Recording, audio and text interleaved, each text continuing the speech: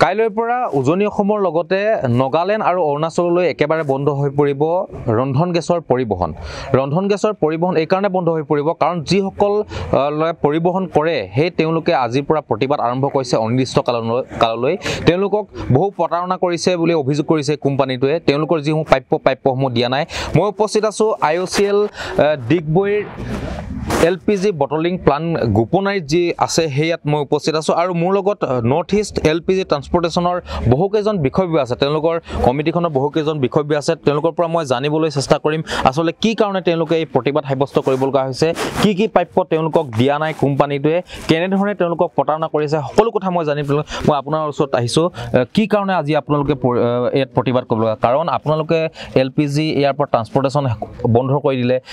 অসমৰ উজনি অসমৰ লগতে অৰুণাচল আৰু নগালেণ্ড সম্পূৰ্ণৰূপে বন্ধ হৈ পৰিব। তেওঁলোকে কাইলৈৰ পৰা ৰন্ধন গেছ নাপাব অনিৰ্দিষ্ট কাললৈ। গতিকে আপোনালোকে কি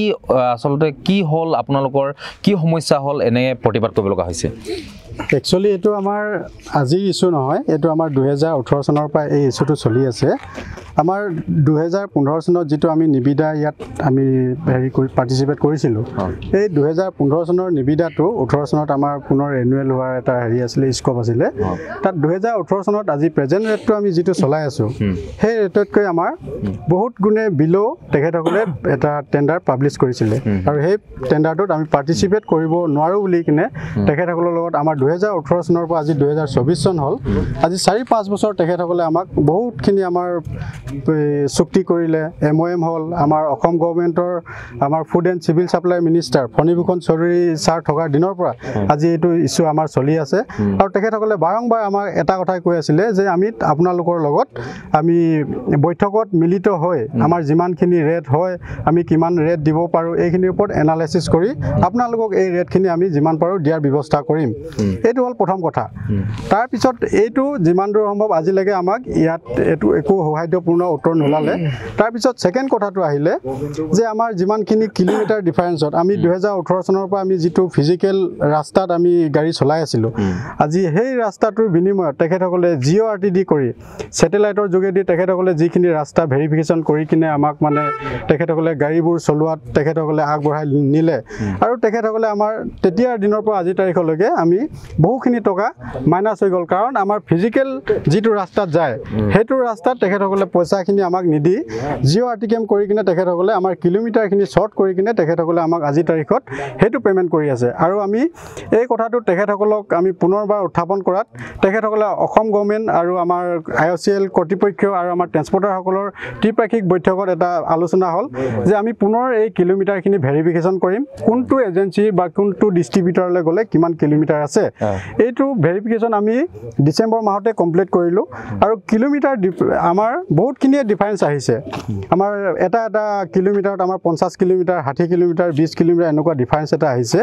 আৰু এই আমাৰ যিমানখিনি ডিফাৰেঞ্চৰ কিলোমিটাৰৰ পইচা আছিলে এইখিনি উইদিন 15 ডেজৰ ভিতৰত তেখেতসকলে আমাক মোকলাই দিয়াৰ এটা প্ৰতিশ্ৰুতি দিলে আৰু MOM হ'ল।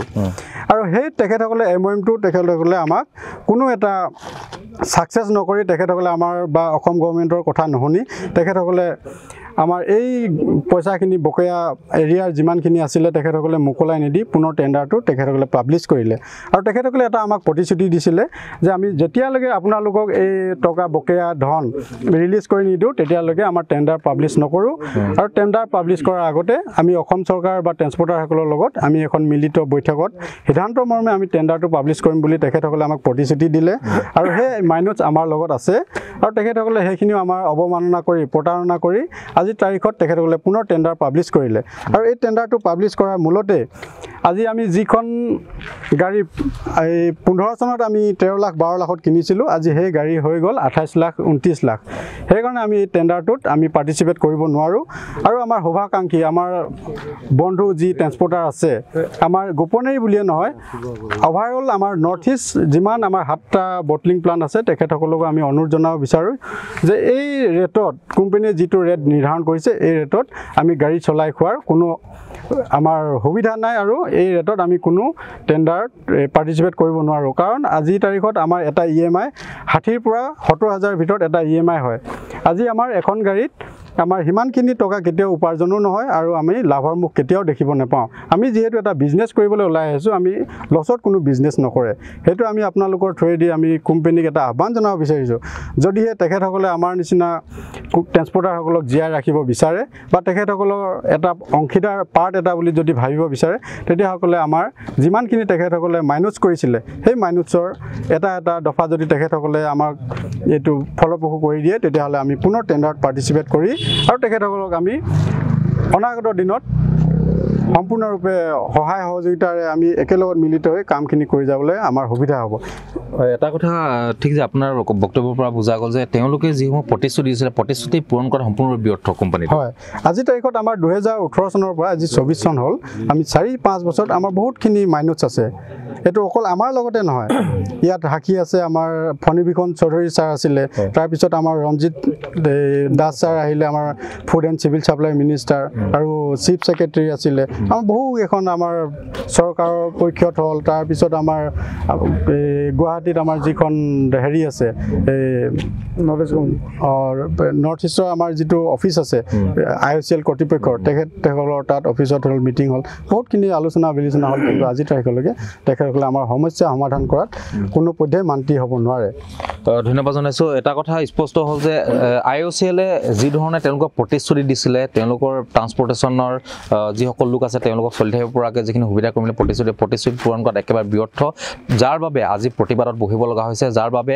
আপুনি মই লগতে উজনি অসমৰ লগতে অৰুণাচল প্ৰদেশৰ আৰু নাগালেণ্ডৰ সম্পূৰ্ণৰূপে বন্ধ হৈ পৰিব কাইলৈৰ পৰা ৰন্ধন গেছৰ পৰিবহণ